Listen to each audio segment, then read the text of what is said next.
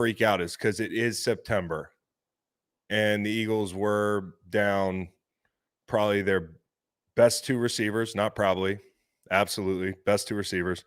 Lane Johnson, best player on offense, period. A little disappointing in a lot of ways. I'll get into that.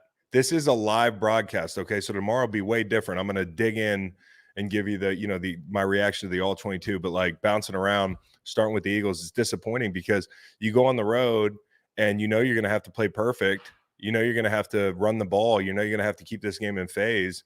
And within like 10, 15 minutes, Baker Mayfield's keeping an option at the 1 yard line on fourth down and running over Reed Blankenship. And the cannons are going off. It's 107 degrees. And that was like kind of the way the game went. It was like every time the Eagles, because they came out of the gate playing like shit, every time they had an opportunity and, Tampa would leave a little crack in the door, whether it was a third down, whether it was like 4th and goal, whether it was, some mistake that they made and we couldn't take advantage of. Let me stop. I'm saying we because I bet the Eagles. I bet them when I thought A.J. Brown was coming back. I bet them when I thought Lane was coming back. I want to admit something. No, I'm not going to admit it. Late in the game, I was like, I got to hedge. I got to hit the live line. Bucs by 17.5. Didn't win any of them. That's what I get. But like that's the one eyesore on my slate today was the Eagles. I just thought they'd come down and play better. I thought, Bucky Irving was awesome. Don't get me wrong, and he's been a revelation for this group. But when you look at the Bucs, you're like, okay, what have they not done well? They haven't rushed the passer well. They had 2 sacks on the season coming into the game. And they haven't protected well. I mean, they've given up a bunch of sacks. Get a key out. You got Jalen Carter on mock, the lineup or the matchup we wanted. And you never got to take advantage of it because the game was completely out of phase. And because the Bucs dictated matchups. Like, I saw Nolan Smith on Godwin, dude. We don't need to go backwards. That's some shit we would have done last year if you're the Eagles. And so down by the goal line, you got CJ Gardner-Johnson on Mike Evans. They really did. I want to give the Bucs a lot of credit here. They are an ambitious group. They do ambitious things offensively. It's not like Baker Mayfield manages games. And if you're an Eagles fan, you know that because he's managed you out of the playoffs. And this looked a lot like that game.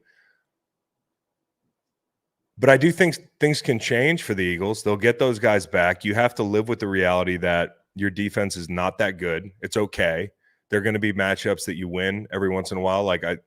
Ironically, it turned out to be a really good matchup last week for the for the Eagles, and they were able to get after the quarterback and take advantage of some of the injuries up front. But like today, they couldn't do it. And so, all in all, if I'm an Eagles, if I'm Jeffrey Lurie, if the Eagles were a college football team, I would stop taking money to go play in Tampa. It's just that simple. This place it's kicked your ass every time you've gone down. I remember in 2018. We got jumped down there. They got jumped in the playoffs. They got jumped in the playoffs again. And although I know the team that took the field today is better than that team last year, this is the result. It's the same result because you didn't play the game to your script. And I think, when you're talking about Jalen Hurts, and I know this is like talking politics, talking about quarterbacks, and I have stayed very quiet. It's not going to be all his fault. There's a lot of guys that took turns in this game.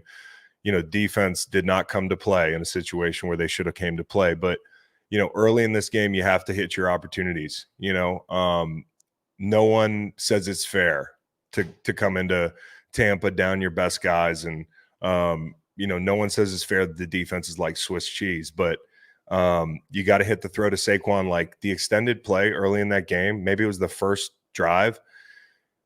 There are guys in this league that will make you pay for putting Joe Tryon-Shoyinka in man-to-man coverage with Saquon Barkley. Maybe I saw that wrong in the chat. If I'm misremembering something, point it out.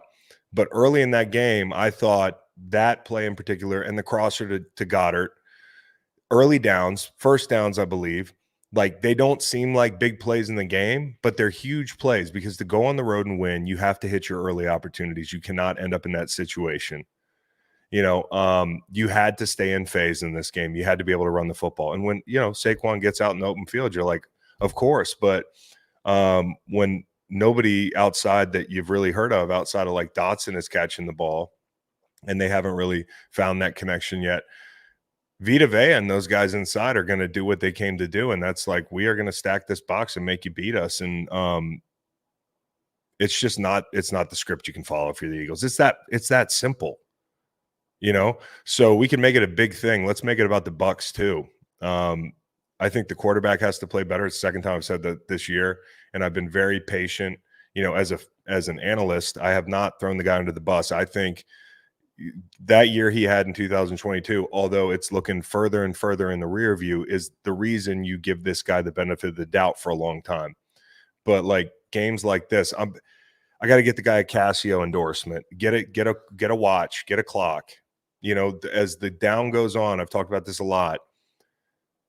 As the down goes on, that's when bad things happen for him. And sometimes good things, like down the red zone, run pass option kind of deal, fourth down, and by the way, this is the one way Sirianni was going to get people off his back going for it on fourth down, I guess. It was like, giving up 3 scores to start the game, getting 21 in Tampa. It's 107 degrees, man. That had to be hell. But that process was good, but it seems like a lot of times late in this game, you're down 30-16, Saquon does a good job surviving, picking up the blitz for a second, but you got to feel that. And in that situation, I never played quarterback in the league, but I'm tucking and running or something like that. But I'm not going to bake a cake back there. And so, like, yeah, you can say it's not all Jalen's fault. It's not. It's the team's fault. It's the head coach's fault. Like he didn't have his guys ready to play today. All the things that you overcame on the road last week are not sustainable to overcome. I talked about all the things that happened to them in New Orleans. Block punt, multiple conversions you couldn't get, turnovers, that sort of thing. You overcome it. You should celebrate overcoming those things, but you don't want to live like that. Like, we want to start living different, man. And, if you're the Eagles, you can't go on the road and do that. You can't go on the road and do that. What else can you say about it? I'm trying to be fair, but the quarterback can't turn the ball over, and the quarterback can't miss opportunities. If he'd have beat the Bucs, we're all saying that's what a top 5 guy does. That's what Eagles fans and me would be saying. If Jalen Hurts went on the road and beat those guys, we'd be giving him the credit. We can't give him all the blame. The defense deserves a lot of that blame. But another thing is, the defense has been bailing you out a little bit with the red zone. Like, they've been very good in the red zone. And that was the one thing today. It was like, if it was going to come down to the Eagles defense in the red zone and the Bucs were going to run like 50 plays in plus territory compared to the Eagles early, like no plays. We didn't know what that side of the field looked like. They had 0 yards in the second quarter. Of course, the defense is eventually going to break on a day where it feels like 107 degrees. And I'm not excusing the fact that they really didn't sniff him. And when they did, 3rd and long and that sort of thing, Baker got out of the pocket and he made things happen. Liam Cohen, Thad Lewis, his quarterback coach who I play with in St. Louis, talked about how his mobility was going to be a big difference this year. And it has been. And so, if you are the Eagles, a game that's defined by, oh, we were so close, like a 3rd and 11, down 2 scores. Those games I'm talking about where everything goes wrong, but your team makes you believe that they're still in it. They missed all those opportunities. Even running a kickback, you get gifted 2 points at the end of the deal. At the end of the half, you have a chance to go 2 for 1, right? You know what that is? You score before the half, you take the kick out of the half, and you go 2 for 1. They had an opportunity to get another score after that first score. And in that situation, to come back to like execution, it was going to be hard, but there was a way to do it. It's 3rd and 7 or 8 or whatever. They run a simulated pressure, which is basically like, hey, check hot, but it's not. You have a half second if you take a beat, and he went to his hot and they tackle short of the 6, and all of a sudden, instead of 21-10 or whatever it was, 24-10, whatever it was, I think it was 24-10 it would have been had they ended up with a field goal there. If you dig yourself that hole, you have to make some of these opportunities happen, and you didn't. So listen, the Bucs, when you watch the Falcons play, they play with their food a lot today. By the way, Kirk Cousins hitting that deep out to set up that second field goal. I wasn't like intently watching that game. Was pretty damn impressive. I mean, that second field goal there to put them up 6 is a lot of the reason they were able to win that game. And for Young Wei Koo, I said this as he lined up for the field goal, like 58 now in the NFL is automatic. You got to hit that, especially if you like are a kicker with some swag, right? If you dance after somebody, if you celebrate, you got to hit that. He knocked it down. That was great. Bouncing around the Jags, you knew that was going to be. And I'm not letting Nick Sirianni off the hook here, okay? Like, I think we all know he's got to be better. Jalen's got to be better. Defense has to be better. Enough said. You get a bye week, the whole thing, okay? Bucs fans, I didn't just come here to complain about the Eagles. You guys are a damn good football team. That's why I picked you to win the South. And when you look at what happened on the other TV, Atlanta and New Orleans, there's no team you can't beat in this division, with regularity. And so I think the Bucs' future is bright, and Bucky Irving coming along is a big one. The Jags, we knew that was going to stay close. I didn't know why, but I gave it out. And it's just a back against the wall game. And when you look at, I think Trevor's last win, although God bless him, couldn't come up with a win today, came up with the cover. He beat the Texans last year in that building. I think was maybe his last win. I could be wrong, but he has been pretty good against that team. And not for nothing, the Texans have not, because how long can we say they don't have Joe Mixon? I want to take a closer look and talk to you guys about that on the live show tomorrow at 2:00. Like, why has CJ Stroud not performed well this year? Because last year they did not have Joe Mixon. I'm not saying CJ's playing poorly, but what I am saying is it's been gutsy for them getting it done in some of these games. Hackett revenge game.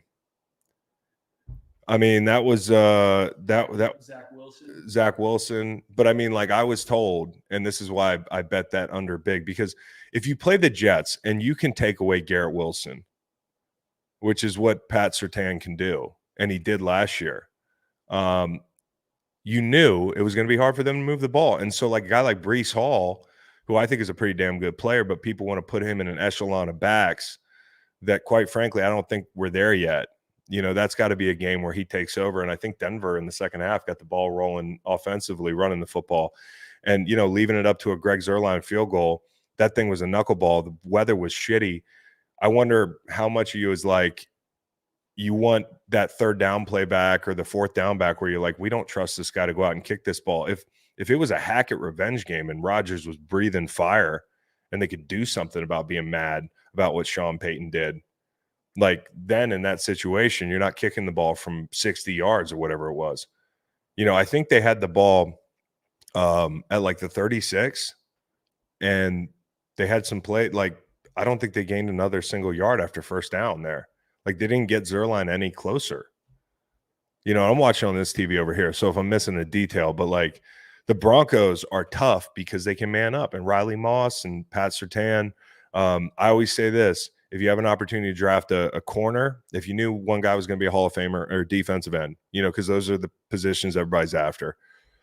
Corner first. I like secondary because secondary can make any group, if you have a good coordinator, a good group of rushers.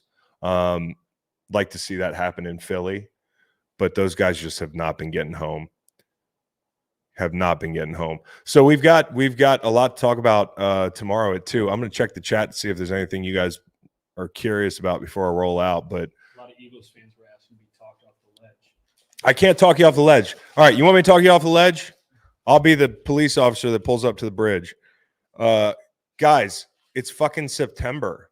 It really is. It's September, and I'm not doing this because the Eagles. I mean, we've done this with different teams this year at different junctures. The Jets look like they were the worst team on the planet. The Niners beat them the first week, and you're like, Niners are going to the Super Bowl. The Niners have fallen apart, relatively speaking. Teams can look good, and then now the Jets are losing to the Broncos. The Bucs made the Commanders look like bums, and then 2 weeks later, Jaden Daniels out dueling Joe Burrow, and now look how the Bucs look today again after they got beat by the Broncos. So you just don't know. This is the NFL. My kids haven't picked out fucking Halloween costumes. It's like I told Rich Eisen when he's like, are the Bills the best team in the AFC, Chris? It is September. We're not doing this, but I will tell you this: the Vikings look like the best team in the NFC. And I'm happy to say it because not to not to, tear a rotator cuff here, but I've been telling you about Sam Darnold. I've been warning you. And I think when you look at those two coordinators in Minnesota, find me a better 1-2 punch of coordinators. And that team doesn't even have TJ Hawkinson back. Okay. As soon as they're down Jair Alexander, so that will be different next time. And, as soon as you saw those issues in the secondary, it was like, okay, you can bet the Vikings. The Vikings bucked a trend. We gave out a betting trend that was like, don't bet the Vikings this week. It was like teams that are undefeated in week 4 catching points, do not bet them. But they're just so damn good at football right now. And again, it's September, but they look really good. Okay. Who would have thought after 4 games the Bengals and the Panthers have the same record, 1-3? Dude, it's the Bengals. They've been hitting the snooze button for years now. I told you the Bengals offense, and I want to go look at this tape. The Bengals offense, it's an objective truth that the Bengals offense has played better this month than they have any of the other Septembers. Not that fucking matters. Not that's a high bar to clear, but I think it's the offense is going to be fine. And the Panthers are a tough out. So if people are talking about look around the league, it's hard to win. Eagles have a bye week. Hope they get right. Why not run early with Saquon? I'm curious as well. I'm curious as well. Are they that afraid of that big guy with the ponytail in the middle who looks like he's the coolest fucking looking guy I've ever seen. When he sacked Jalen Hurts, he sacked him politely. It was incredible. What a gentleman. He could have put all 400 pounds on Hurts. Hurts does not look as springy as he did a year or two ago. That's one thing. And I know it's hot out there and the whole thing today, but sometimes it looks like he's got the piano on his back, man. And QB run game is something you want to be able to lean on late in these games. So we're not watching any games live. Davey says Chris Hurts is a big problem too. I've been saying that. It's like y'all aren't watching the damn movie here. I swear to you. I swear to you. What happened? Nate's over there reacting. Something happened. Mahomes threw a pick. Yeah. Mahomes threw a pick. Chargers running it back. Chargers running back. A player from Kansas City. Trailing. Punched it out. That's championship effort, man.